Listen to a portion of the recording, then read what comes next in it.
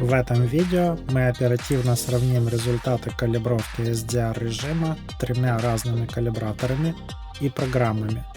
Также попробуем откалибровать монитор в HDR режиме и посмотрим, что из этого вышло. Кто будет участвовать в калибровке? Самый первый и самый старый участник i1 Display 2. Очень старое устройство, работает только со своим старым фирменным софтом X-Rite i1 Studio. Второй участник Color Monkey Photo. Универсальное, но тоже устаревшее устройство, подходящее в том числе для калибровки принтеров. Для работы с новым софтом Calibrite требует платного апгрейда в $60. Программа с открытым исходным кодом DisplayCal распознает и работает с устройством, но только для SDR режима.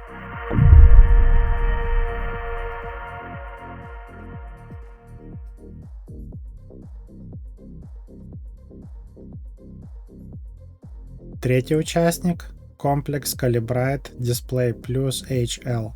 Это самый современный набор, подходит для калибровки и дисплеев, и проекторов.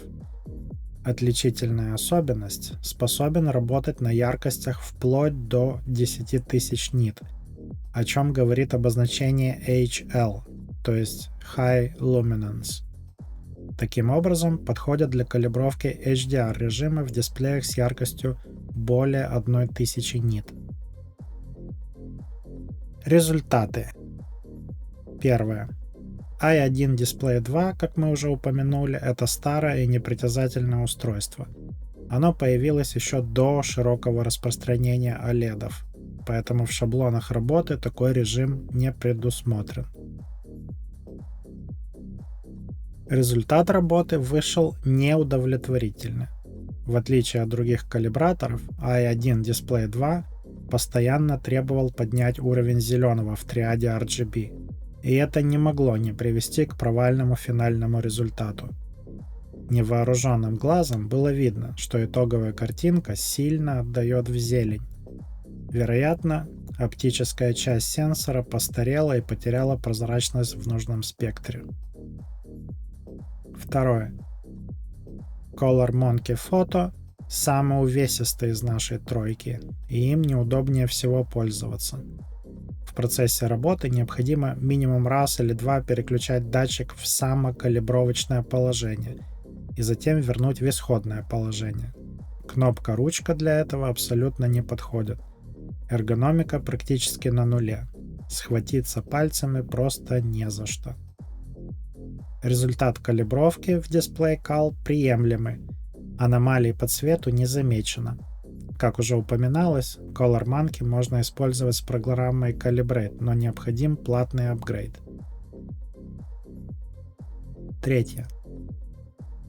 Display Plus HL самый современный из трех участников и топовый в своей линейке, так как позволяет настраивать дисплеи с высокой нативной яркостью.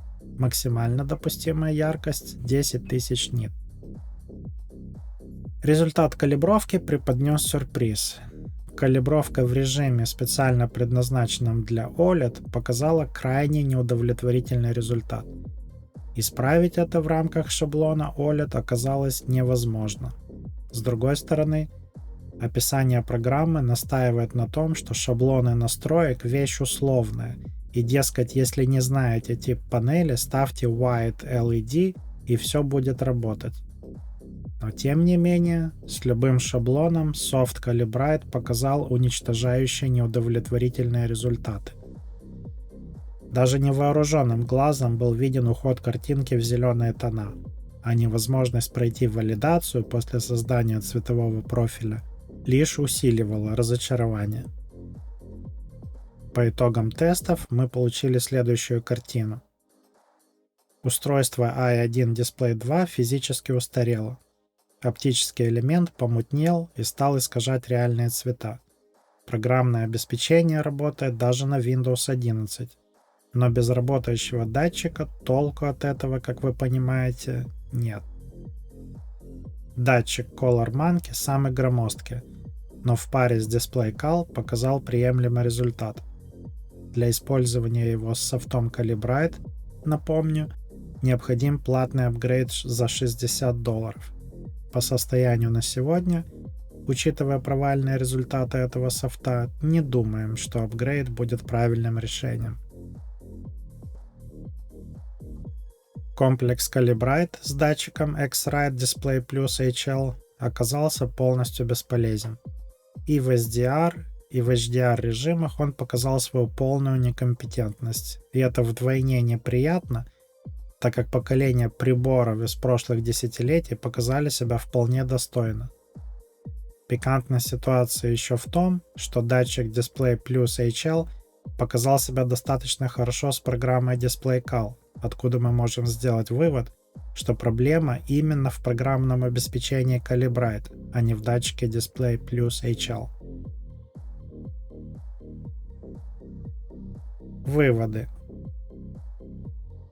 Быстрый взгляд на доступные средства домашней калибровки дисплеев показал полное отсутствие прогресса за прошедшие десятилетия.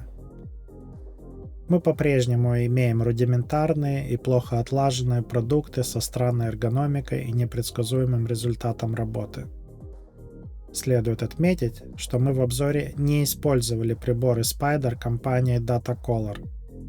Также, ввиду совершенно другого класса устройств, мы не использовали профессиональные решения от компании Calman, и, видимо, это станет темой для будущих обзоров. Кроме того, несмотря на громкие анонсы OLED и мини-LED экранов с HDR режимами до 1300 нит и более, удивляет полное отсутствие в интернете гайдов по калибровке HDR режима.